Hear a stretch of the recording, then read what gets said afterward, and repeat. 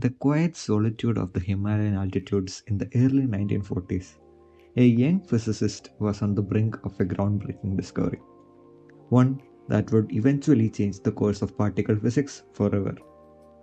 Her name was Bibha Chowdhury, a name that history almost forgot. Bibha Chowdhury was observing cosmic rays with the help of photographic plates in the high altitudes of Himalayas in the early 1940s. It was then she found out that some of the particles didn't fit the description of the known particles like protons or electrons. On the 8th of June 1940, Bibha Chowdhury along with Devendra Mohan Bose published an article on Nature suggesting the existence of secondary mesotrons from their observations of cosmic rays at high altitude with photographic films. 8 months later, in the February of 1941, they published another paper analyzing and documenting the interaction of this new particle in different materials and conditions, further underlining that it is indeed a new particle. And finally, in the March of 1942, they published one final paper estimating the mass of this particle and detailing how the new photographic technique they used to measure the mass of this particle. Their work was groundbreaking, laying a foundation for the study of mesons. However, in 1950, the Nobel Prize for Physics was awarded solely to Cecil Frank Powell for his development of the photographic method of studying nuclear processes and his discoveries regarding mesons made with this method.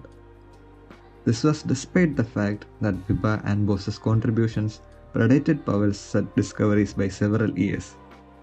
Today, even when you search discovery of mesons or pions, the result often attribute the discovery solely to Powell in 1947, overlooking Bibha's pioneering works. Unfortunately, this pattern of under-recognition was a recurring theme in Bibha Chowdhury's career. Nevertheless, the significance of her contributions cannot be overstated. But to understand how and why her contributions remained sidelined, we will have to look into some of the history. Mesons had been theorized in 1935 by Hideki Yukawa, who proposed them as the mediators of the strong nuclear force.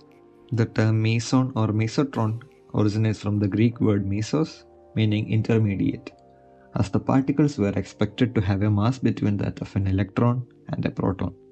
Yukawa was awarded the Nobel Prize for Physics in the year 1949 after the discovery of pi mesons for this prediction. Yukawa has done tremendous work, especially in the field of nuclear physics, and his works remain relevant even to this day. Bibha's journey begins in 1936 when she earned her MSc in physics from the Calcutta University. Being the only woman in her field posed significant challenges. When she initially approached Devendra Mohan Bose, nephew of Jagadish Chandra Bose and also a distant relative of her from the mother's side, he refused her, saying there are no jobs for women. Undeterred, Bibha persisted and eventually convinced him to take her on a part of his research team at the Bose Institute. And within 5 years of Yukawa's prediction, Bibha had already gathered the first evidence for the existence of this new particle. Beginning in 1938, Bibha used Ilford R2 and the new half-tone photographic plates to study the cosmic rays at various altitudes. She would place these plates in cardboard boxes for up to 5 months, allowing them to capture cosmic ray tracks. Her investigations were primarily conducted in Darjeeling at an altitude of 2,130 meters and Sandakphu at 3,660 meters.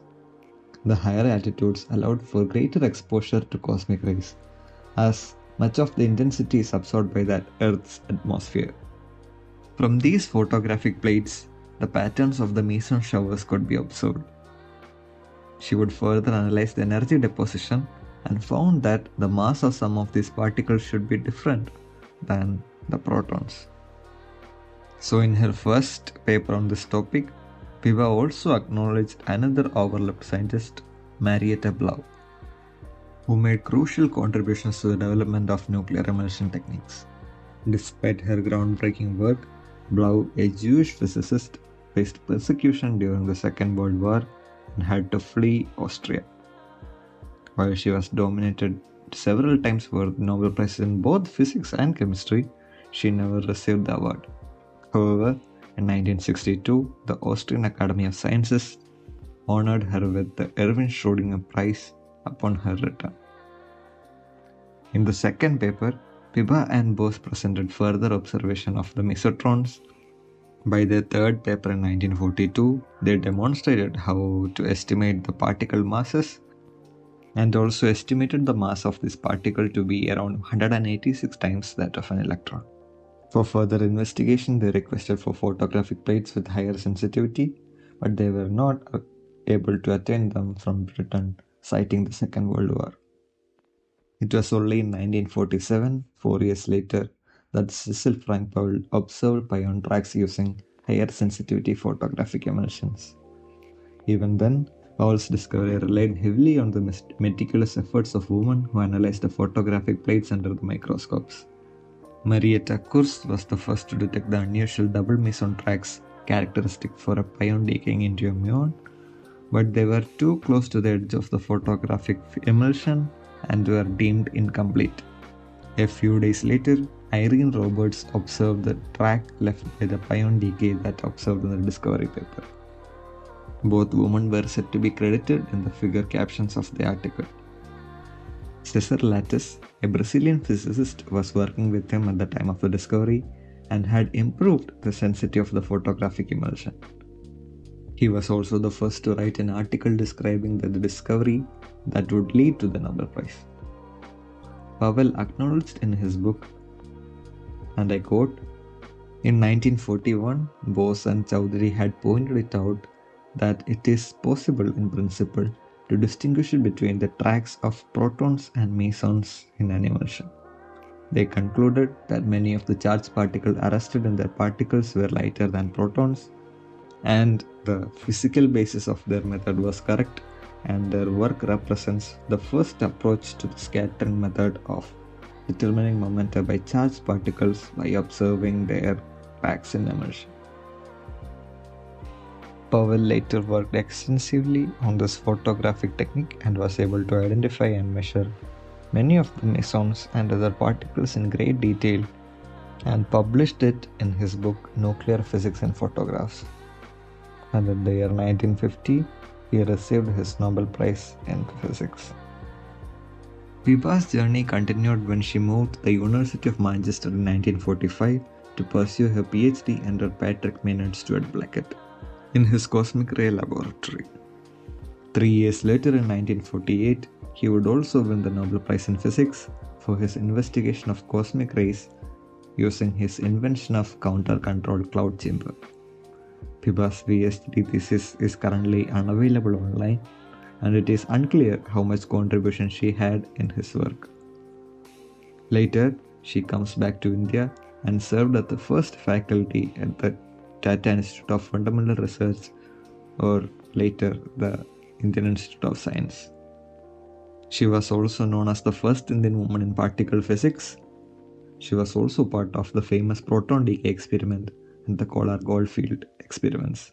Her work there, however, was erased from records, and she was barred from continuing the research, while her colleagues received national recognition. Despite these setbacks, Bibha continued publishing in high-energy physics until her death in 1991. Her life and contributions were largely unheralded, her achievements often relegated to the footnotes. She also never married or had children.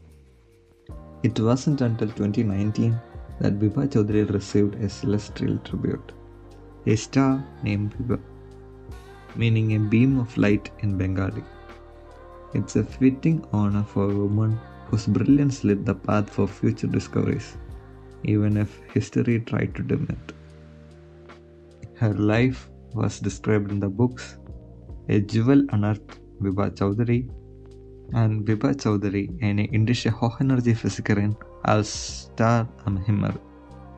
In an interview with the Manchester Herald, Bibha once remarked, "It is a tragedy that we have so few women in physics today." Her words still resonate. While progress has been made, the contribution of women in physics, like Bibha and Blau, and several others deserve to be celebrated, not hidden in the shadows of history.